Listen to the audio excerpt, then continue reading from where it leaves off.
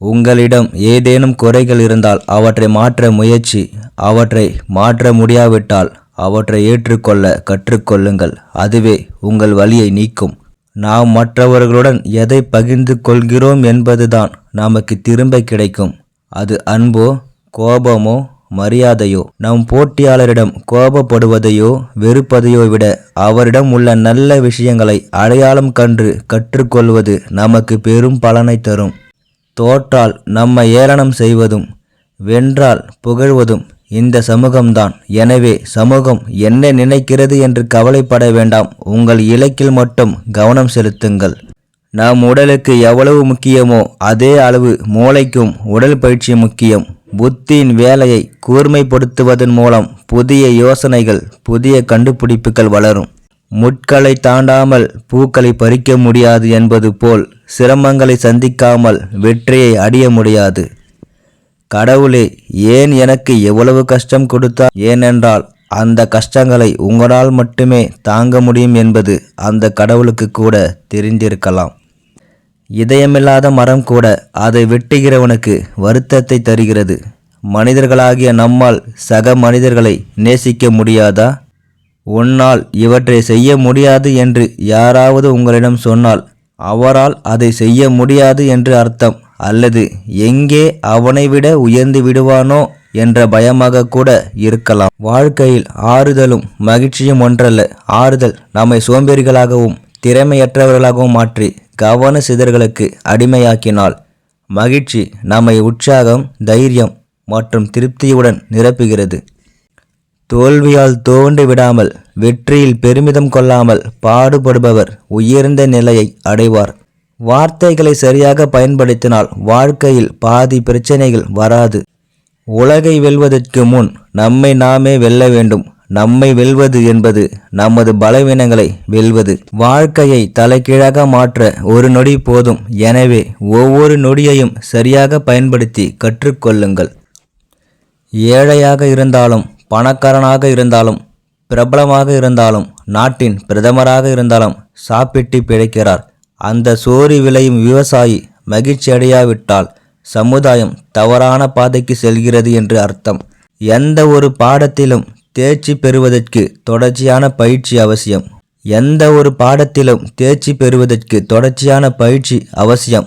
ஒரு நாளில் சிறிது நேரம் ஒதுக்கி கடினமாக உழைத்தால் எதிர்பாராத பலன் கிடைக்கும். ஒருவரிடம் எந்த வார்த்தையும் சொல்வதற்கு முன் 10 முறை யோசிக்க வேண்டும். ஆனால் ஒரு முறை ஒரு வார்த்தை கொடுத்தால் உயிர் போனாலும் காப்பாற்ற வேண்டும்.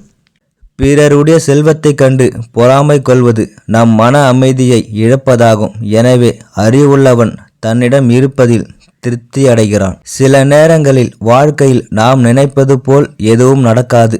எல்லா முயற்சிகளும் தோல்வி அடையலாம். சூழ்நிலைக்கு பயந்து இலக்கை தவறவிட்டால் வாழ்நாள் முழுவதும் கஷ்டப்பட வேண்டியிருக்கும். எனவே எந்த சூழ்நிலையில் இருந்தாலும் பிரச்சனைகள் நிரந்தரமானவை அல்ல என்பதை நினைவில் கொள்ளுங்கள். அவை அனைத்தும் நம் இலக்கின் முன் மிக சிறியதாக கருதப்பட வேண்டும். அப்பொழுதுதான் நாம் நினைத்ததை அடைய முடியும். பிரச்சனைகள் இருக்கும் இடத்தில் வாய்ப்புகளும் உள்ளன. அந்த வாய்ப்புகளை உள்வாங்கி பிரச்சனைகளை தீர்த்தால் வெற்றி நமதே. மனித வாழ்வில் மிக முக்கியமானது மன அமைதி.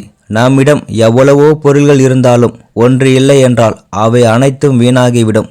எனவே எந்த சூழ்நிலையிலும் தவறவிடாதீர்கள். நம் மனதுக்கும் உடலுக்கும் இடையே வலுவான பிணைப்பு உள்ளது. தேவையில்லாத இன்பங்களில் மனதை ஒருமுகப்படுத்தினால் உடல் அதுக்கு அடிமையாகிவிடும். அதே பெரிய விஷயங்களில் கவனம் செலுத்தினால் ஆயுதமாக மாறி நமது முன்னேற்றத்திற்கு பெரிதும் வழிவகுக்கும். உங்களால் முடிந்தால் ஓடுங்கள். இல்லையெனில் உங்களால் முடியாது என்றால் ஊர்ந்து செல்லுங்கள். அப்படியே ஒரே இடத்தில் இருக்காதீர்கள். உங்கள் படுக்கை உங்களை தொந்தரவு செய்யும் முன் சோம்பலை விடுங்கள். உங்கள் நிழல் உங்களை வெளிச்சத்தில் தள்ளும் முன் பதிலை தேடுங்கள். ஆயுதங்களை விட எழுத்துக்கள் சிறந்தவை. ஒரு ஆயுதம் ஒரு துறவியின் உயிரை பறிக்கும். ஆனால் எழுத்துக்களின் அறிவு ஒரு அற்புதமான சமுதாயத்தை உருவாக்க முடியும். சிலர் வாய்ப்புக்காக காத்திருக்கின்றனர். மற்றவர்கள் இல்லாத இடத்தில் வாய்ப்பை உருவாக்குகிறார்கள். முதல் வகை அதிர்ஷ்டம், இரண்டாவது வகை மனித முயற்சி, எந்த முயற்சியும் இல்லாமல் வெறும் அதிர்ஷ்டத்தை நம்புபவர் வெற்றி பெறுவது சாத்தியமில்லை. ஆனால் கடினமாக உழைக்கும் மனிதனுக்கு அதிர்ஷ்டம் மற்றும் வெற்றி இரண்டும் வரும். நம் மனதில் ஓட்டைகள் இருந்தால் சொர்க்கம் கூட நரகமாக தெரிகிறது. நம் மனம் தூய்மையாக இருந்தால் நரகத்தை கூட சொர்க்கமாக மாற்ற முடியும். எதுவாக இருந்தாலும் நம் மனதை பொறுத்துதான் இருக்கிறது. உத்தமர் தான் செய்யும் பெரிய செயல்களை பற்றி 4 பேருக்கு சொல்வதில்லை. அவருடைய பணியை 10 பேருக்கு பதிலளிக்கிறது. நீரோட்டமில்லாத ஆற்றில் படகு தடையின்றி முன்னேறுகிறது. நமது மனம் அமைதியாக இருக்கும்போதுதான் சிறந்த கருத்துக்கள் உருவாகும். தந்திரங்களை சொல்லி நம்மை தேவையில்லாத விஷயங்களை நோக்கி வழிநடத்தும் 10 நண்பர்களை விட எப்பொழுதும் நம் நல்வாழ்வை நாடி நல்ல அறிவுரைகளை வழங்கி நம்மை நன்னெறியின் பாதையில் வழிநடத்தும் ஒரே ஒரு நண்பர் மட்டுமே போதும். காதல், திருமணம், கல்வி, வேலை எல்லாமே வாழ்க்கையின் அங்கம். எனவே நீங்கள் தவறுதலாக எதிலும் தோல்வியடைந்தால் உங்கள் வாழ்க்கை வீணாகிவிட்டதாக நினைக்காதீர்கள். ஏனென்றால் உயிர் எல்லாவற்றையும் விட விலை மதிப்பற்றது. இயற்கையோடு இணைந்து நடந்தால் மட்டுமே மனிதன் இந்த பூமியில் வாழ முடியும். அதை அழிக்க முயன்றால் அது நம்மையும் அழித்துவிடும். குழந்தைகள் பெரியவர்களின் பேச்சை கேட்டு அவர்களை பின்பற்றுவதில்லை. எனவே அவர்களுக்கு ஒழுக்கங்களை சொல்வதற்கு பதிலாக முதலில் அவற்றை நடைமுறைப்படுத்த வேண்டும். மற்றவர்களுடன் போட்டி போடுபவர்தான் எவ்வளவு முன்னேறுவார் என்று தெரியாது. ஆனால் யாரும் கற்பனை செய்ய முடியாத அளவிற்கு தன்னுடன் போட்டியிடுவார். பணத்தின் பலத்தை அறிந்தவன் அதை வீணாக்குவதில்லை. அதன் உதவியுடன் அவர் தன்னை பலப்படுத்துகிறார். தான் விரும்புபவரின் மகிழ்ச்சிக்காக தன் காதலை தியாகம் செய்பவனே உண்மையான காதலன். பேசுவதற்கு முன் யோசியுங்கள். ஏனென்றால் அது உங்கள் உதடுகளை கடந்தால் கூட அது உருவாக்கும் அழிவை உங்களால் தடுக்க முடியாது. நீங்கள் இழக்கும்போது உங்கள் வார்த்தைகள் எவ்வளவு பெரியவை என்று யாரும் கவலைப்படுவதில்லை. இங்கே மகத்துவம் என்பது நீங்கள் பேசும் வார்த்தைகளில் அல்ல, நீங்கள் அடையும் வெற்றியில் உள்ளது. எனவே நீங்கள் எதை சொன்னாலும் வென்று சொல்லுங்கள். பெற்றோர்கள் மீதான கோபத்தினால் அல்ல, அவர்கள் பிள்ளைகளின் கல்வியிலும் அவர்களின் இலக்குகளிலும் கவனம் செலுத்துகிறார்கள். தாங்கள் படும் கஷ்டங்களை தங்கள் பிள்ளைகள் அனுபவிக்க கூடாது என்ற பயம். எனவே பெரியவர்களை வில்லன்களாக பார்ப்பதும் எதிர்ப்பதும் வெறுப்பதும் அல்ல தீர்வு. என்ன இருந்தாலும் நம் மகனோ மகளோ அவர்கள் விரும்பிய இலக்கை அடைவார்கள், வசதியாக இருப்பார்கள் என்று எங்கள் பெற்றோர்கள் நம்புவதில்லை. உலகில் முற்றிலும் நல்லவர் அல்லது முற்றிலும் கெட்டவர் என்று யாருமில்லை. நாம் அனைவரும் சூழ்நிலைக்கு ஏற்ப செயல்படும் பொம்மைகள். ஒரு தோல்வி 100 வெற்றிகளுக்கு பாடம் கற்பிக்கும். நம்பிக்கைதான் நமக்கு வேண்டும். தேவைக்கு அதிகமாக விரும்புவது பேராசை. நம்மிடம் இல்லாததை கூட விரும்புவது பேராசை. நம்பிக்கை மனிதனை வாழ வைக்கிறது என்றால் பேராசை அவனை முற்றிலுமாக அழிக்கிறது. எந்த ஒரு விஷயத்திலும் ஒருவரின் நம்பிக்கை இழந்தால் சில கோடிகள் செலவழித்தாலும் மீண்டும் நம்பிக்கையை பெற முடியாது.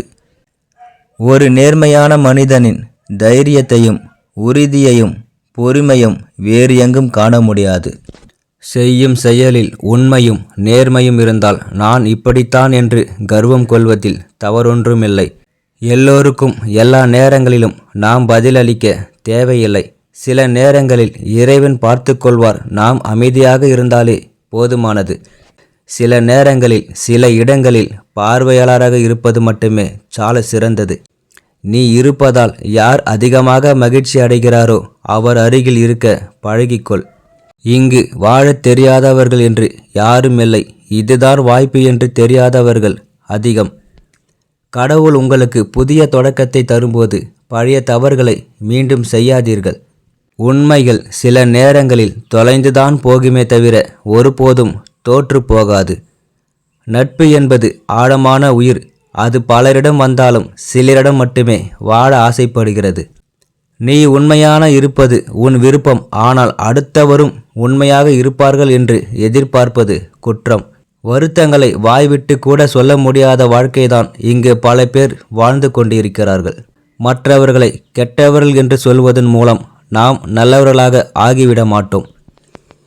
எப்படி வேண்டுமானாலும் வாழலாம் என வாழ்பவன் வாழ்க்கை சந்தோஷமாகவும், இப்படித்தான் வாழ வேண்டும் என வாழ்பவன் வாழ்க்கையில் பிரச்சனையை சிக்கிக் கொள்கிறது. நிஜமில்லை என்று தெரிந்தும் சில நிழல்களை நம்பி கொண்டிருக்கிறோம். உங்கள் தேவையற்ற பிடிவாதங்களை விட்டு பாருங்கள். உங்களைச் சுற்றி எத்தனை பிடித்தவர்கள் இருக்கிறார்கள் என்று தெரியும்.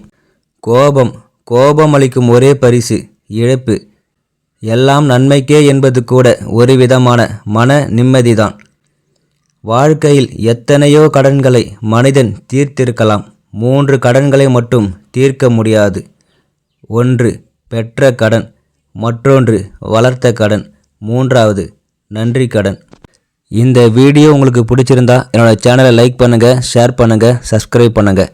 நன்றி, வணக்கம்.